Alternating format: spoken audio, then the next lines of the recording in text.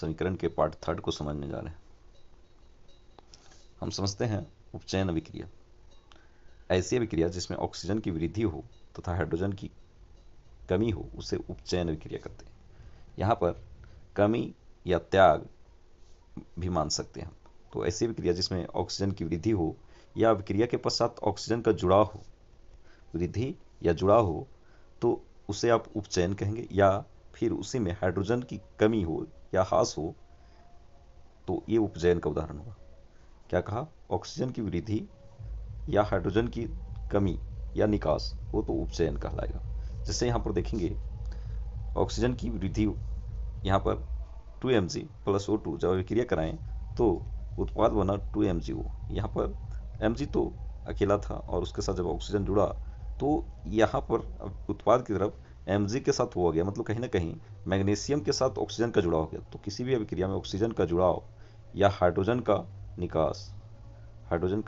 निकास ये उपचयन कहलाता है। तो यहाँ पर अभिक्रिया के बाद क्या हुआ? ऑक्सीजन तो जुड़ गया तो उपचयन हो गया। किसका उपचयन हुआ? तो mg का उपचयन हुआ, कि mg के साथ जुड़ा, mg का उपचयन।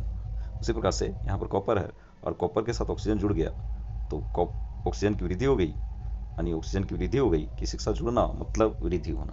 तो ये उपचयन अभिक्रिया का उदाहरण हुआ ये दोनों। अब हम समझेंगे अपचयन अभिक्रिया। तो ऐसी अभिक्रिया जिसमें हाइड्रोजन की वृद्धि, अब देखिए यहाँ ऑक्सीजन की वृद्धि थी लेकिन इसका उल्टा है, हाइड्रोजन की वृद्धि या ऑक्सीजन की कमी मतलब त्याग, उसे अपचयन अभिक्रिया कहेंगे। जैसे देखते हैं यहाँ अभिकारक की तरफ ऑक्सीजन था जुड़ा हुआ ऑलरेडी, लेकिन हमें गौर करना इधर क्या हो रहा है अभिक्रिया के पश्चात। तो देख रहे हैं ऑक्सीजन जो यहाँ कॉपर के साथ था, कॉपर ऑक्साइड, यहाँ कॉपर बचा, मतलब ऑक्सीजन निकल गया, यानी ऑक्सीजन की कमी हो गई।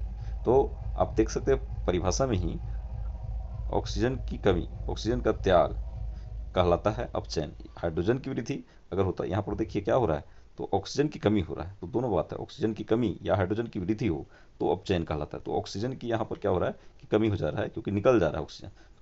इधर अगर गौर करेंगे यहाँ पर तो हाइड्रोजन के साथ ऑक्सीजन जुड़ रहा है, तो ऑक्सीजन का वृद्धि जो पहले था ऑक्सीजन की वृद्धि, तो ये उपचयन कहलाता है। तो यहाँ पर उपचयन हो रहा है, हाइड्रोजन का उपचयन हो रहा है, लेकिन कॉपर का क्या हो रहा है, यहाँ पर कॉपर के साथ ऑक्सीजन कमी हो रहा है। तो यहाँ पर ऑक्सीजन की कमी या ऑक्सीजन का निकलना, ऑक्सीजन का त्याग कहलाता है अपचयन।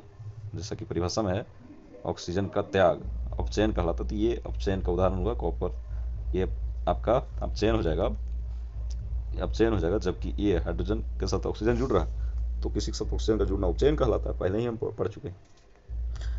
अब हम देखते हैं रेडॉक्स अभिक्रिया। तो वैसी अभिक्रिया जिसमें उपचयन तथा अपचयन दोनों हो, साथ साथ हो, उसे रेडॉक्स अभिक्रिया कहते हैं। मतलब वैसी अभिक्रिया जिसमें उपचयन भी देखने को मिले और अपचयन भी। सेम हम इसी एग्जाम्पल को देख रहे थे। देखिए कॉपर के साथ ऑक्सीजन है, जब अभिक्रिया हुआ तो कॉपर बचा, मतलब इस कॉपर ऑक्साइड से ऑक्सीजन निकल गया, यानी ऑक्सीजन का निकलना, ऑक्सीजन का कमना या ऑक्सीजन का त्याग होता है अपचयन। तो आप यहाँ स्पष्ट देखेंगे, यहाँ लिखा हुआ है अपचयन। तो कॉपर का अपचयन हो गया और यहाँ पर हाइड्रोजन के साथ ऑक्सीजन जुड़ गया है, यानी ऑक्सीजन की वृद्धि क्या कहलाता है, यहाँ पर गौर करेंगे ऑक्सीजन की वृद्धि उपचयन कहलाता है। तो स्पष्ट ऑक्सीजन की वृद्धि हुआ, इसलिए मतलब हाइड्रोजन के साथ ऑक्सीजन की वृद्धि हो गया, इसलिए ये हो जाएगा उपचयन, स्पष्ट तौर पर यहाँ लिखा हुआ है। अब हम समझते हैं दैनिक जीवन में भी उपचयन होता है क्या? तो होता है, माने ऑक्सीजन का जुड़ना या हाइड्रोजन का निकलना उपचयन कहलाता है। तो कहाँ होता है?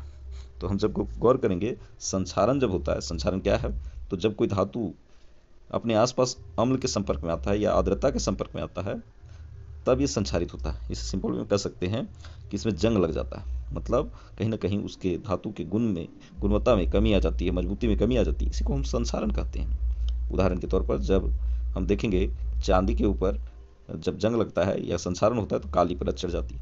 उसी प्रकार तांबे के ऊपर हरी रंग का परत चढ़ जाता है और लोहे पर जब जंग लगता है तो ये भूरे रंग का हो जाता है।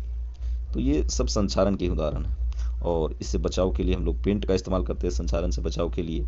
इसके अलावा जिंक का लेप चढ़ाते हैं, गैल्वेनाइजेशन की क्रिया करते हैं, या क्रोमियम का लेप, इसी को हम क्रोमियम की लेप जब चढ़ाएंगे तो भी हम बचा सकते हैं जंग लगने से या संक्षारण से। इसी को हम गैल्वेनाइजेशन बोलते हैं, संक्षारण को ही। अब हम समझते हैं विकृत गंधिता को। विकृत गंधिता क्या है? तो जब तेलीय और वसायुक्त खाद्य पदार्थ जब ऑक्सीजन के संपर्क में आते हैं तो उपचयित हो जाते हैं। ऑक्सीजन के संपर्क में आना मतलब उपचयित हो जाते हैं और विकृत गंधित हो जाते हैं, मतलब इनका गंध और स्वाद में परिवर्तन हो जाता है, खराब हो जाता है। तो यही है विकृत गंधिता, जब खाद्य पदार्थ जो तैलीय और वसायुक्त खाद्य पदार्थ हैं वो ऑक्सीजन के संपर्क में आकर इनका गंध और स्वाद परिवर्तन हो जाता है, ये विकृत गंधिता है। इससे बचने के लिए प्रतिऑक्सीकारक मिला के साथ रखते हैं, मतलब ऑक्सीजन को ना मिलने दे ऐसा उपाय करते हैं। इसके अलावा भोज्य पदार्थ को ऐसे बर्तनों में रखते हैं जहाँ हवा ना हो, मतलब ऑक्सीजन ना हो।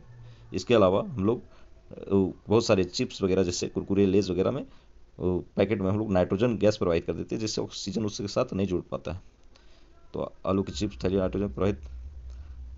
नाइट्रोजन प्रवाहित करके उससे उपचयित होने से बचाया जा सकता है।